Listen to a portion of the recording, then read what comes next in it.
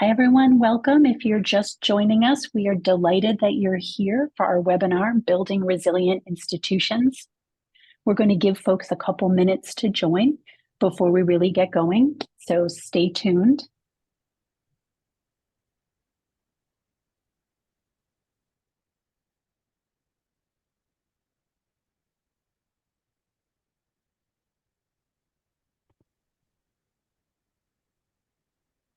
And if you're just joining us, welcome. We are watching the numbers jump up as folks are joining. We're going to get started in just a minute. Make sure we give everyone a chance to jump on. So hang tight and we'll kick things off in just a minute.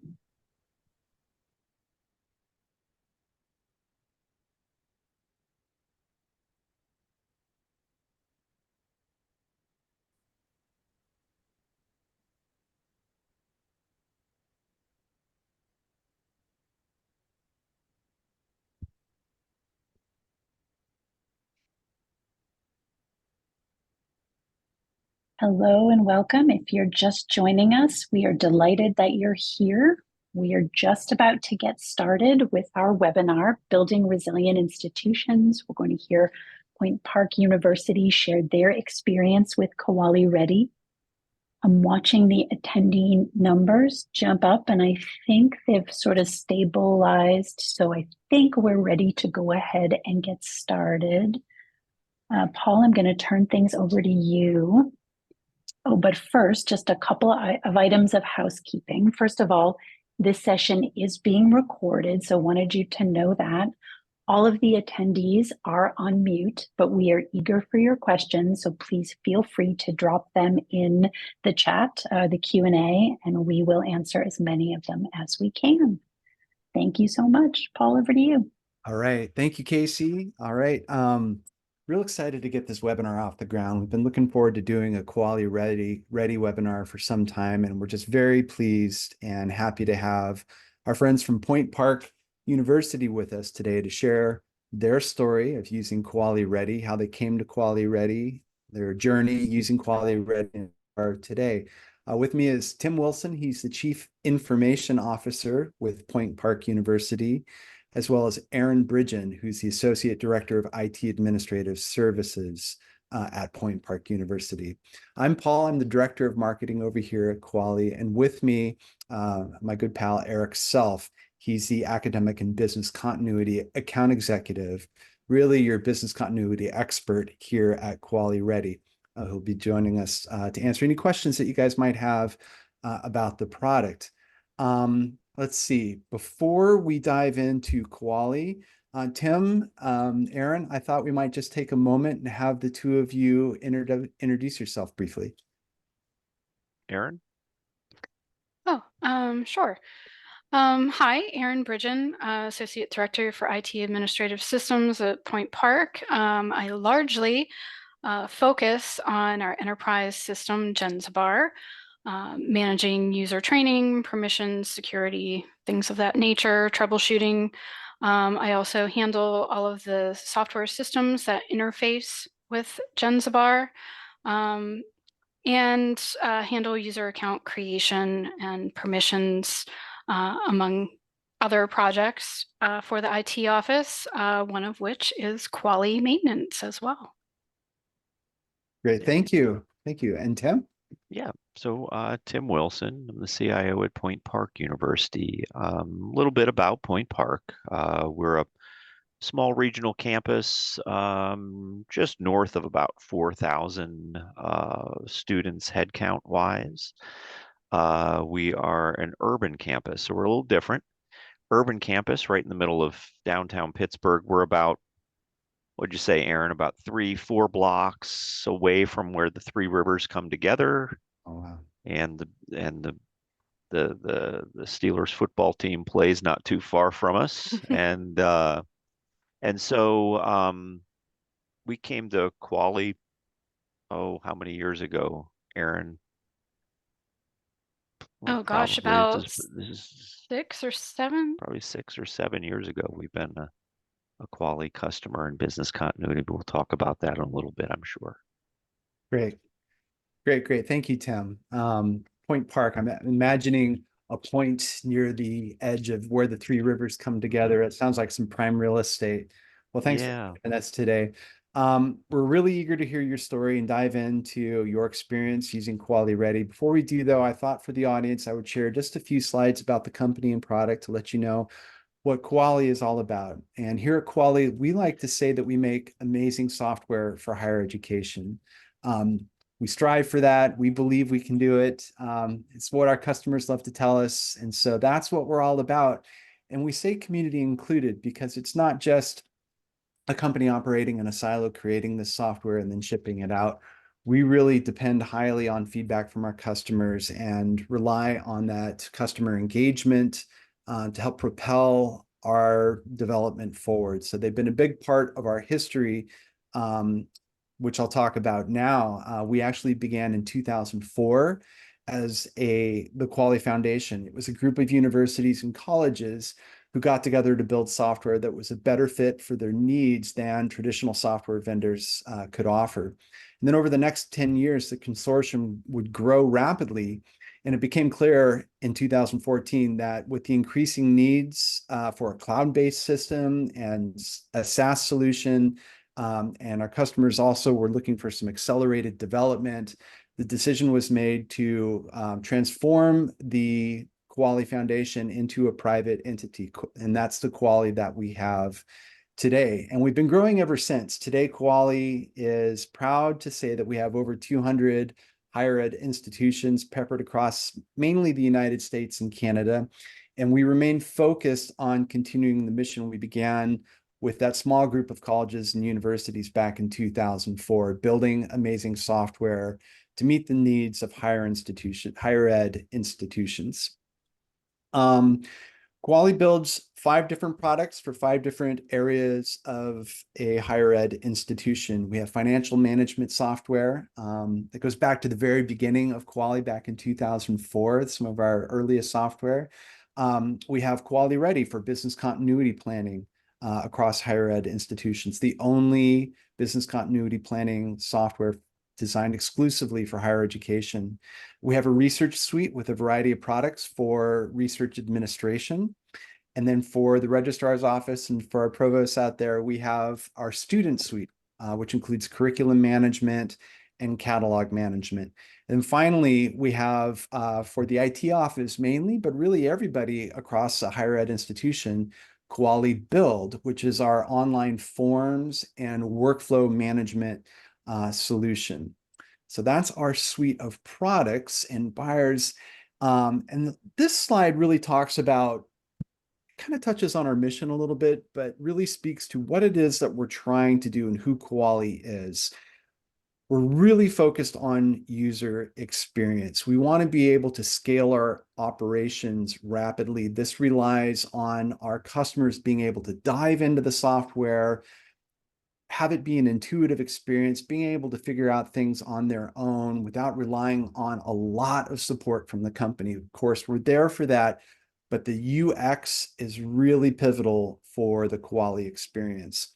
We also want to make sure that we're using the latest trends in technology that can help us build more efficient software, faster software, more responsive software. So really catch all their modern software. We want to make sure we're on the leading edge when it comes to the technology that we're using under the hood. And finally, as I mentioned before, community included. Going back to our very roots as a foundation in 2004, we continue to nurture those and rely on those relationships with our customers. Folks like Erin and Tim here who give us a ton of feedback, both good and bad, on things that we could do to improve our software. We really take that to heart and use that to drive our product development. So that is Kuali, the essence of Kuali today. In this presentation, I mentioned those 5 products. We're going to be focused on Kuali Ready, our business continuity planning software. And again, as I said, it's the only business continuity planning software designed exclusively for higher education. And with that, we're going to go ahead and dive into our presentation. And let me see here. Let me stop sharing so we can see each other's beautiful faces. Tim, can you tell us a little bit about a little bit of a story time here? I think to help get us started, I'm interested in life before Kuali Ready? And then what were the external, internal pressures that you were feeling that drove you to seek out business continuity planning software? And then, of course, your journey to finding Kuali Ready. If you could just give us a little bit of that background of how you got here today. Oh, you're on mute, Tim. No matter how many times I do this, All the time. it's Yeah, all it's the the same for time. You me. know what? Yeah.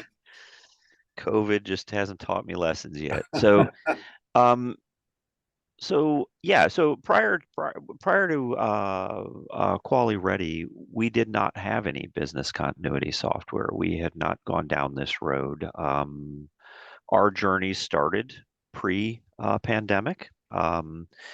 And so we, like many universities, and probably all universities that are represented on this call, you probably all have emergency response plans. We had an emergency response plan on our campus too. And we may have had, or you probably, if you're in the IT area, you probably had a disaster recovery plan, how to recover, systems and things like that. But business continuity was not something we had gone down that road with, and so we were starting to see requests or at least questions from internal and external audit around this thing we call business continuity. We started to see it. We see it more now than we've ever seen it before. Again, if you're in IT and you look for cyber insurance, you fill out the questionnaire. And one of the questions now is, do you have business continuity planning going on in there? And so from those pressures, we started to look for product. And you're exactly right, Paul. Of course, you know your product well. That's what we found. You were exclusive in the market when it comes to business continuity software that can help us do this thing that is specific to higher education.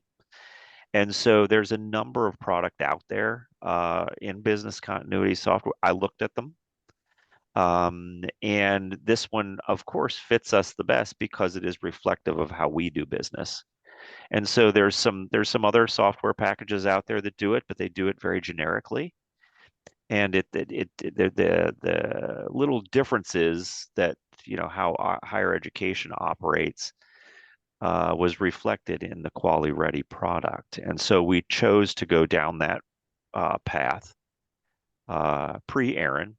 And so we started to move in that direction and to kind of complement what we were already doing around emergency response planning, disaster recovery, and then there was it's almost like a three-legged stool. You Yeah. got to have all three of those, right? And they're very different. I mean, we'll talk about that later, maybe a little bit, but they're very different. And so we've been doing it for quite a long time now. But that, like I said, it was pre-pandemic when we had started it. So I'm delighted to have you here, Tim, because you're a bit of an odd bird a little bit in that it's not common for us to see central IT managing business continuity planning across the university. We typically see someone with the title of business continuity or emergency management or folks who deal with university security wearing that hat. I'm curious about how it managed to fall in your lap and your approach sort of embracing that role.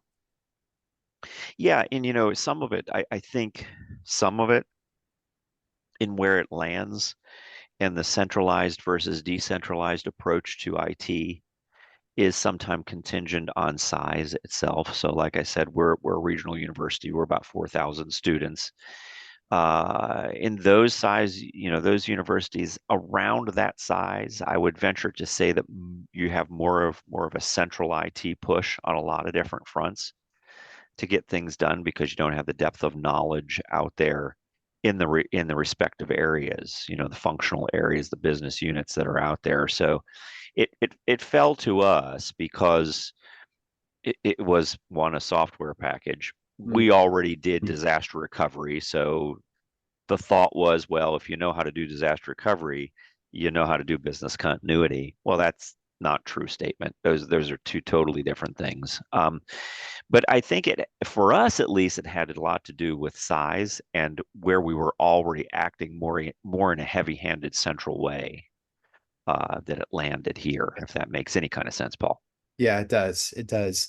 I think a lot of universities, what I've been hearing is a lot of universities really found themselves in a tight spot during COVID, and there became all of a sudden the need was always there, but it really escalated during COVID to have some plans in place Yes, because I think yes, we were really and to be more creative about the types of plans that we had to have in place and be ready for, because I think right. a lot of us were blindsided by just the scope of COVID, the idea that an entire institution could go fully remote and have a plan for that was one of those things that I think a lot of folks didn't imagine. So that was, that was an event that really moved a lot of people in our direction. I will say things got very busy over here during COVID as folks were looking for a solution to help them kind of wrap their arms around that planning. Now, Erin, that planning process really fell into your lap. You were the person who was responsible for learning all about Ready and then getting with stakeholders across the university and starting to build all these plans. Can you talk a little bit about your journey, starting with what learning Ready was like, maybe your experience with implementation, and talking about maybe some of those initial plans that you started to build, like how you can't, your on, but I guess what I'm going for. If you could describe your onboarding experience with Kuali Ready. Sure. So first, when Tim and I started to talk about this, I went into, create my own account and start to explore the software, familiarize myself with it, and so forth. And then Tim and I sat down to discuss sort of an action plan of, how we were going to tackle this.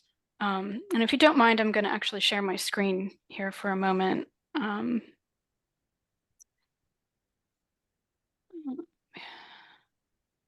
do this. Okay. So when we started this process, okay, let's close that. All right. And we talked about why we chose Kuali Ready already. When we started this process, we first needed to determine for each department who might be the logical person to manage a business continuity plan for that department. And so I put together an initial list and created a meeting and just met with everyone who I thought was a logical person. For most people, I got the right person. If the person I had chosen said, oh no, someone else in my department would be better, then that's fine. We just switched it over. But we initially gathered who would be the plan managers for each department. So we connected with the executive administration on that.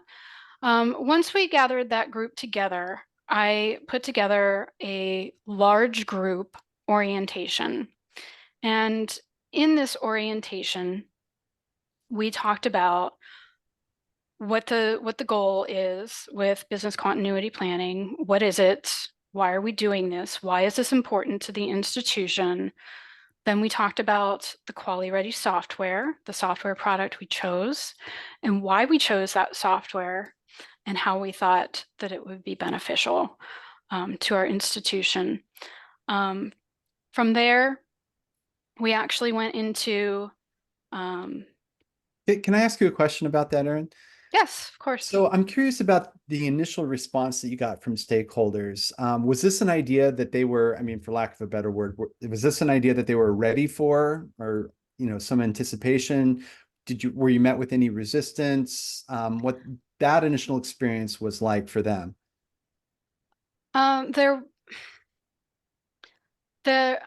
I wouldn't say there was a resistance per se. I think there was some initial confusion over what is business continuity planning and why does it matter to us. I think initially people were having trouble imagining these scenarios. We would try to give them examples of potential events that could happen. When things became real for everyone was when COVID hit. Yeah. And, at that point, it was like the light bulb turned on and everybody went, oh, now I get it. Yeah. So, Yeah. in that regard, COVID kind of helped to make things a little easier Get things moving for along. us. Yeah.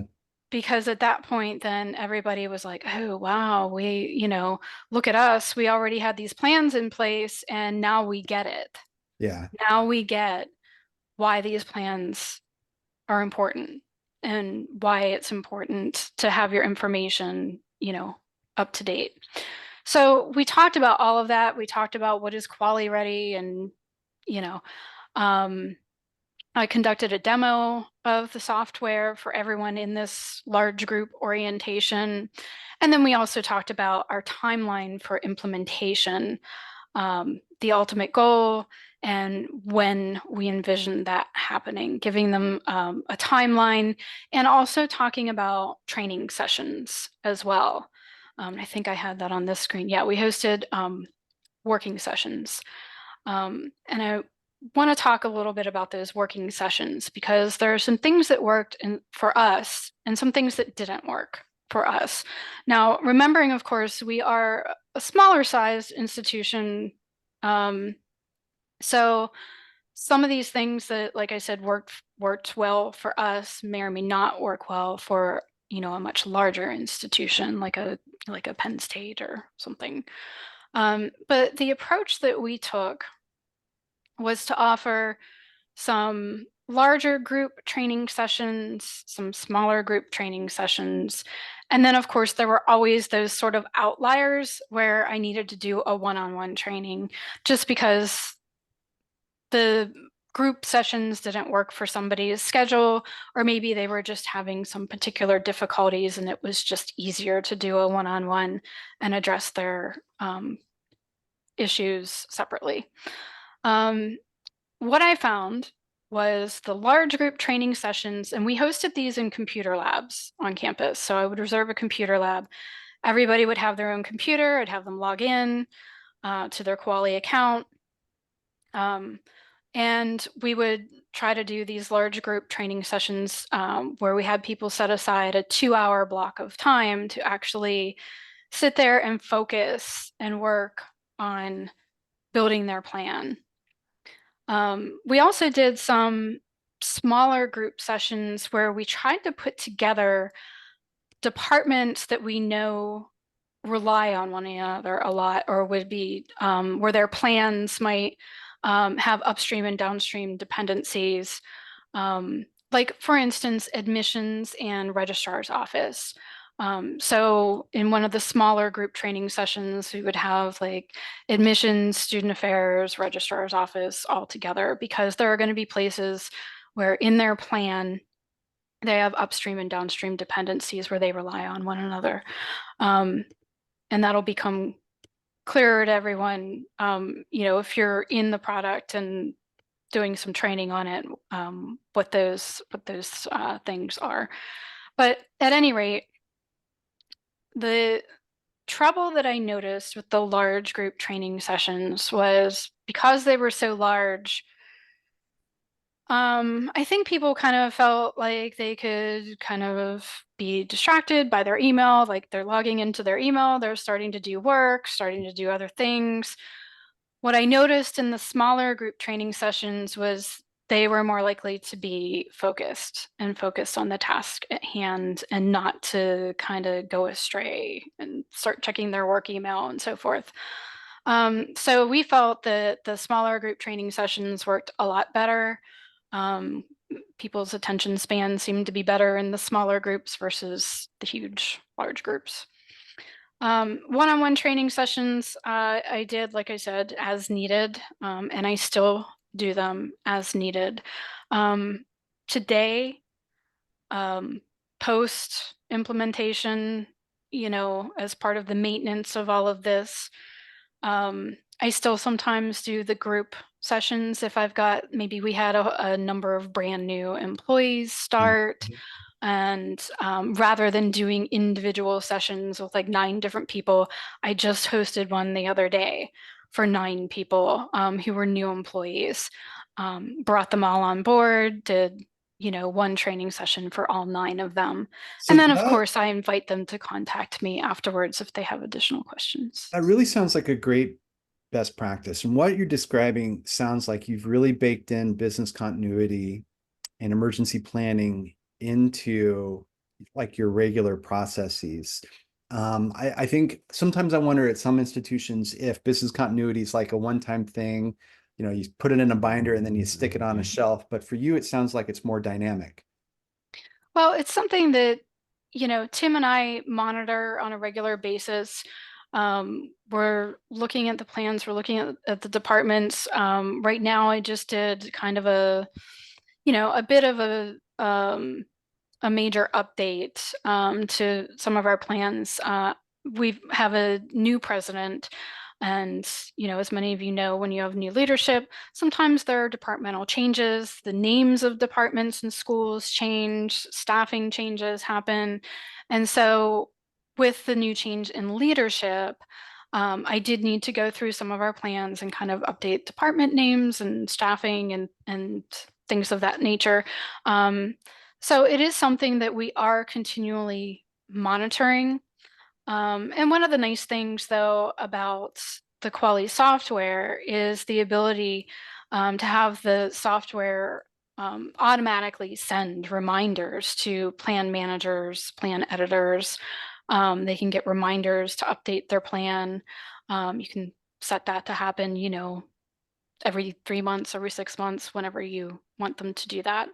And then once a year, Tim and I usually do a big meeting with all of the plan managers just to touch base with them, just to make sure, things are going okay, answer any questions, um, that sort of thing. So we And we do do, have a question pop in as you were talking there, sure. Erin, and this is from Lorenzo, and he's wondering at what level are business continuity plans developed, such as the higher department level, or do you allow offices within a department to create plans? So it's a question about the architecture, kind of like the hierarchy of plans. Sure.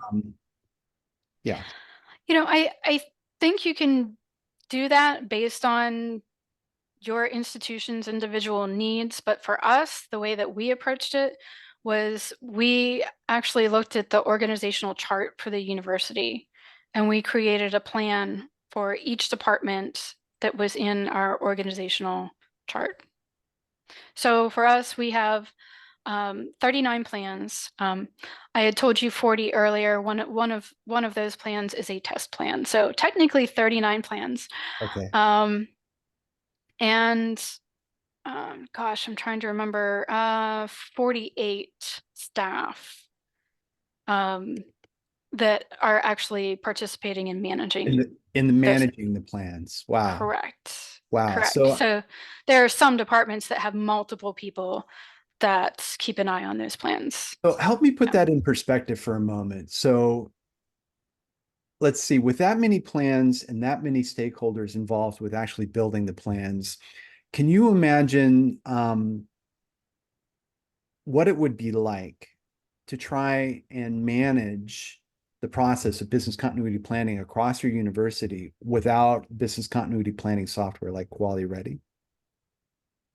Oh gosh. Probably lose my mind. I'd probably have some kind of very large spreadsheet. But yeah, I don't know. Gosh, I'm not sure how I would do that without the software, because there's so much information that the software tracks, and it's so easy to use and input the information. And it allows you to track some pretty neat things, like tracking the centralized software and departmental software used. by every department at your institution. So things like that are particularly helpful for us. But yeah, I mean, I think it would be very difficult to manage something like that without software. Yeah, particularly you mentioned new staff coming on board or staff turnover, as people come and go. Socializing those plans, I would imagine, is a challenge, but it's more than socializing them. It's also they have to be updated constantly, right? Like every time new faculty members come on board, plans need to be updated, people need to be trained, plans need to be socialized. It's like a living, breathing document that you have to keep going. Right. So yeah, I mean, at our institution, and most departments know, like it's kind of, they think of it as someone new comes on board, a new staff member is hired. It's just one of those things that, in their checklist of items, does this new person have, they have their new email? Do they have access to Gensbar?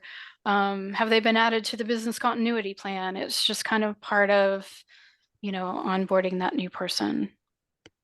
Interesting.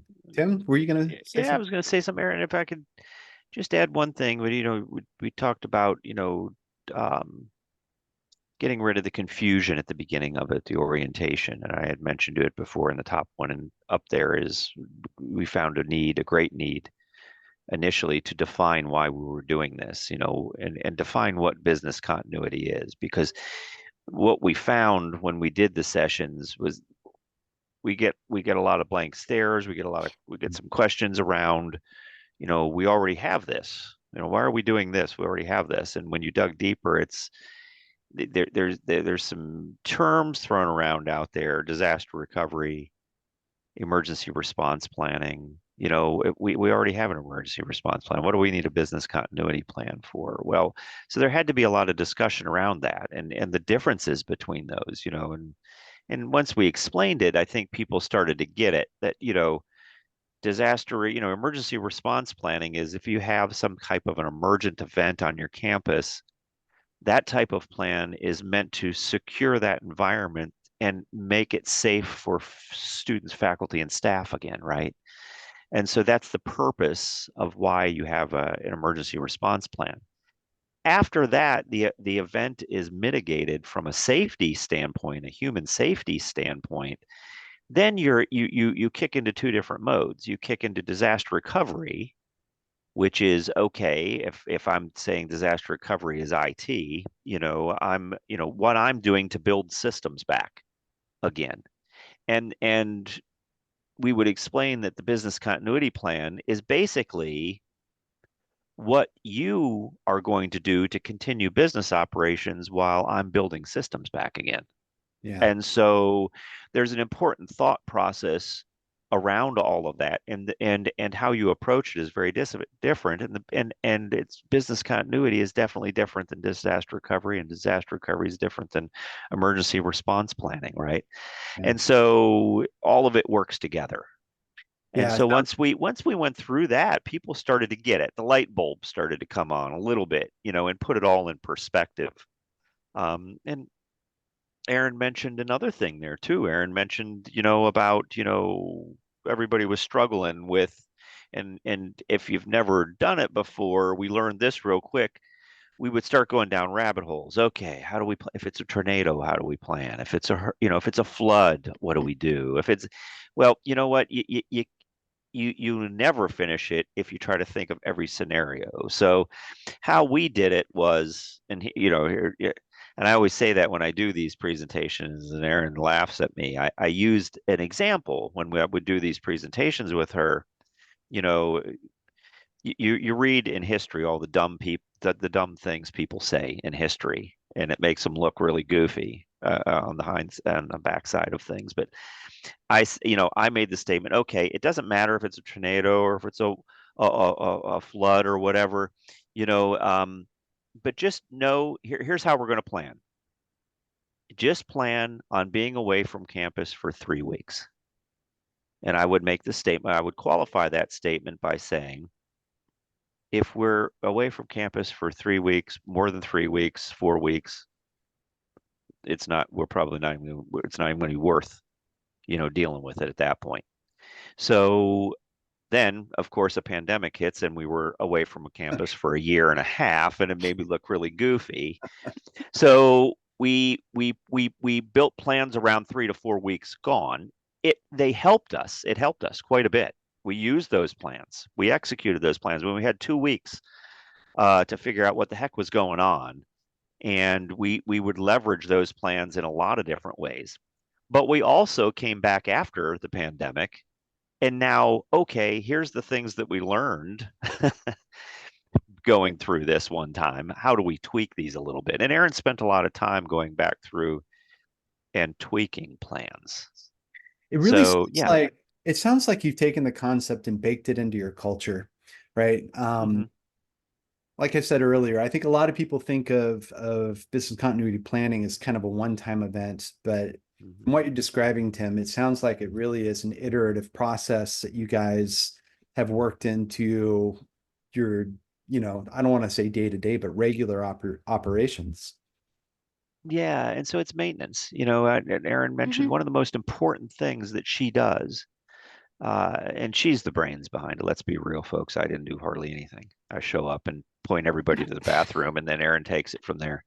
But so but there's maintenance to it. To your point, it's not Mhm. something that you can you buy your software and put a business continuity plans in place and check the box? Sure, you can. And could you put it on a shelf just like a paper driven document, put it on the shelf, and it's not any good though in 2 years. The Right. people have changed, the processes have changed, and things of that sort. And I'll say this, and then I'll turn it back over to Erin. One of the residuals of business continuity planning, and something that I look at these plans every once in a while for, in a small shop like us, in a regional university. Um, there's a lot of um, people who there's one of them, and they do this business process and this business function, and they've been doing it for years and years and years. And then when they go to retire or they go to leave you, everybody freaks out, right? Because nobody knows what that person did. So, is this a business continuity tool? Yes. If you use it, though, as a knowledge management tool and you maintain it over time, you don't have those surprises, because what it forces you to do, and it walks you through the process of defining your business processes. So what does that one person in accounts payable do? Well, if you had to do it and you weren't able to be on campus for 3 weeks, and you had to write down or define your business processes and put it in this database or this tool, now if that one person gets hit by a city bus, you know, I have this tool to go to, because now that person has defined the business processes. They've actually defined what they do, because they've had to figure out how to do it without computer access for 3 weeks or whatever. And so Right. it starts to shed some light. So yeah, is it a business continuity tool? Sure. I look to it more as a knowledge management tool, to be quite honest with you, I really than a like that a business lot continuity. because it's sort of, I imagine having like an emergency go bag, right? Mm-hmm. That you've Mm-hmm. inherited, right? And you open that bag up, you're like, what have they got in here anyway? And there's I don't know, a hard hat. And you're like, what on earth would we need a hard hat for? Mm-hmm. You Mm-hmm. know, like we would never need a hard, but then you do a little digging and you realize, oh yeah, there's all these reasons why I would need this in my emergency Mm-hmm. go bag, Mm-hmm. right? Why I would need this piece of string, right? This very specific key. Like, what's this key for? Um, Having to review the plan kind of takes you through, as you described, Tim, all of those operations. I could see it as a really instrumental onboarding tool for a lot of Mm-hmm. people. It is. Um, let's see, Erin, before you start again, we did have another question from the audience here. And they'd like to know if you could talk a little bit about how you implemented business continuity within the academic schools and colleges. Um, the business side of the house is much easier to coordinate, But in the academic side, it's going to be a lot more challenging to get buy-in from those stakeholders. Is that something that you ran into? Yes and no. So we approached those stakeholders, and the provost at the time said that he was managing that on his own. So they have their own process. They're not in the Kuali Ready software. So our academic folks kind of do their own thing. Got it. They can be put in the software whenever they want to, if they choose to do that. That's not a problem for me. I can run sessions for them just like I do for the other departments. But I think probably the direction they took, because we have online programs, and also all of our faculty members are required to, well, they all automatically have templates in Canvas, which is our LMS, our learning management system. So whether or not their course is on ground or online, they all have course templates in Canvas. So that's just a given. So the direction they were going at the time that Tim and I were implementing this on the operations side was that they were kind of following the pattern of what our online programs were Got it. doing. Got it. And it was from a something that isn't business continuity plan. We were at that time going through the unionization of our faculty. Mhm. And so the provost, to add to what Erin was saying, wanted to bake that into a union contract, that they would have, equivalent seat time kind of activities built into those Canvas courses or Blackboard courses or whatever the flavor of the online management tool was at that time. Was the kind of approach to there. Could those plans be put in Kuali? Absolutely, they could. But they found that they just wanted them to live where they were going to be delivered at that time. Got it. Okay. Good question, though. Very good question. Absolutely. All right. Well, we talked about this. We talked about small group, large group, and individual working sessions. Again, I found it beneficial to have a computer lab reserved, and just to kind of get people in that more focused mindset. So that worked well for us for the initial rollout. It's not something that I currently do anymore, since I'm here remotely, working from Kansas, and I do all of my sessions now on Teams. And like I mentioned before, I just did a session with 9 new staff members. And what I do for that is simply share my screen. I walk them through the software product. I explain the terminology. That is one thing to note, is that there is some terminology. I mentioned dependencies earlier, things like critical functions for your office. So a little bit of terminology that needs to kind of be explained to new users. The other It's a thing, lingo to business continuity, right? yeah, the lingo to the business continuity. And one other thing I guess I should mention too is when we started this initially, there are some people who do better with paper. Mhm. And so one of the things I created was a packet, and like a workbook. And some people use it, some people don't. There are people who like the workbook. The workbook that I put together actually contains all of the fields that are in the software, and allows them on paper to write their responses to what they would put in those fields for the software. Some people just do better with a visual that way. And then once they kind of work it out in their head on paper, then they go into the software and input their responses. So I guess I should add that that was one of the things that Strategy. that we offered.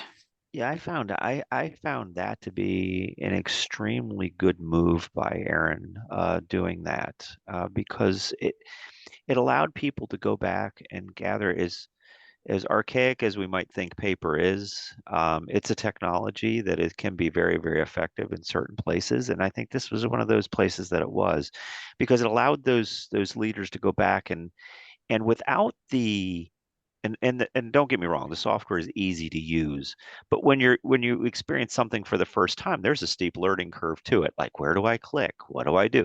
So instead of people concentrating on where do I click? What do I hit next? Do I type, this or that or what field? Take that all out of the equation and let's just talk about the processes. And so it allowed them to go back and have some very serious, again, some knowledge management process discussions, get that stuff down on paper. And then when they came to the computer, they almost weren't thinking about that. Then at that point they can concentrate on clicking here or clicking here. And some of the terminology is out of the way, and they've already really sat through and just thought business process and was already there. So she created, like, they were workbooks. They were handouts. They were workbooks, places something they could go back and run copies off and write these things down. And it it it it paid dividends. I think personally, it paid dividends. Sure. And so, yeah. And Yes, not every Good point, user, Erin. Not yeah, everyone did it. not every user needed or wanted that, but those who did found it to be very helpful. You know, so just wanted to mention that that was a little something else that we added in there. I talked about how the system will automatically send out reminders, periodic reminders for folks to update their plans. As they're building their plans, they have the ability to put in action items. So action items are things that might need to be completed or addressed in order for their plan to be complete. Maybe they need to have a meeting with someone else to discuss purchasing something that's necessary for their business continuity plan, for their how they would continue to operate. For instance, if the network went down. So the action items are nice too. They can set those. They can assign action items to other people. And they can assign deadlines for those action items. So those are some nice features. In the end here, these are just some things that we learned that I've kind of talked about. Just leave this over here. So the large group initial orientation was great. We've got everybody in the room at the same time to explain what we're doing, why we're doing it, and the timeline for doing it. The hands-on workshops, small groups worked great for us. Giving people plenty of time for their plan completion. We gave them, I think, around 2 to 3 months to do that. We didn't want them to feel panicked about it since everything was so new. We did talk a little bit about the terminology. Related to that, you'll see I have technology explanations. The reason why I put that in here is because it was a little eye-opening for us. I think sometimes we in IT take for granted that and make assumptions that people know what software is or what things constitute software. We learned that people didn't know what a VPN was or whether or not they had VPN access. So that was a little bit of a learning thing on our part.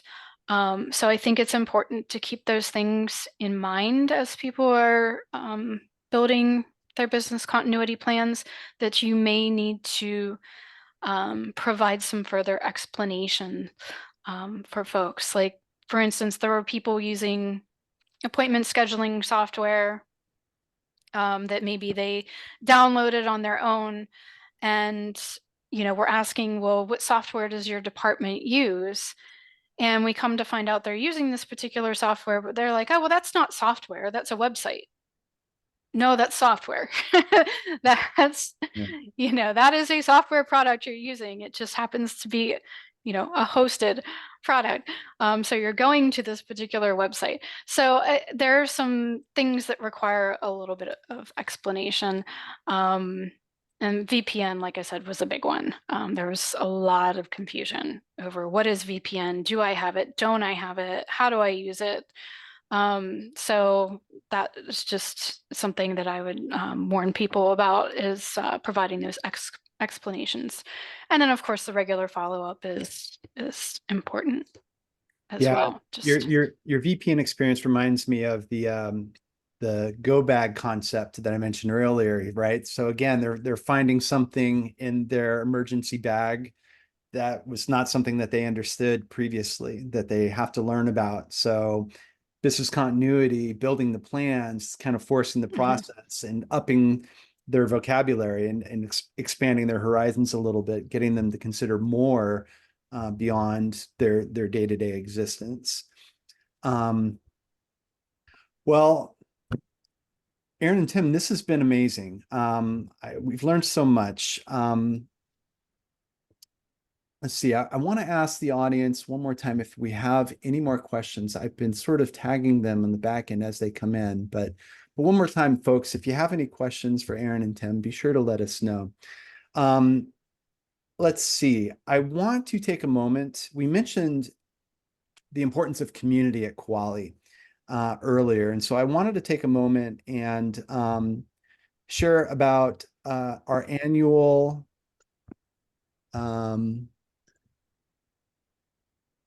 let's see, let me share. Here we go. All right. Yes, our annual user conference will be this year out in Long Beach, California. And this is where all of our customers come together to share ideas, experiences, learnings, things that they've discovered, things that they've accomplished. It's really primarily a community-driven event. So we're very excited to have that going up here in mid-April.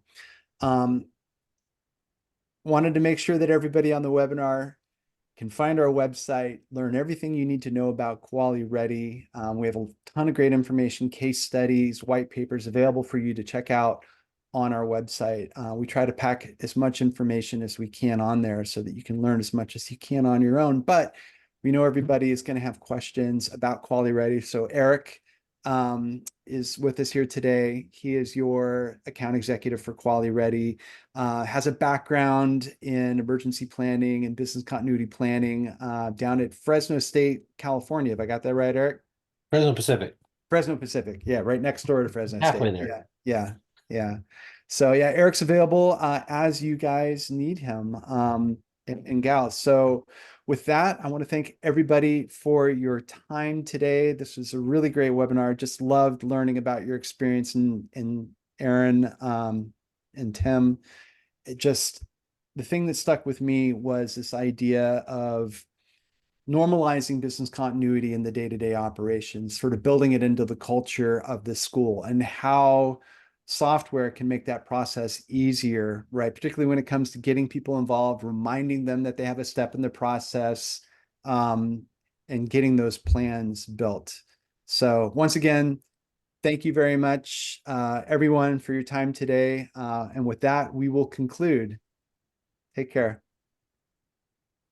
Thanks. Bye. Bye.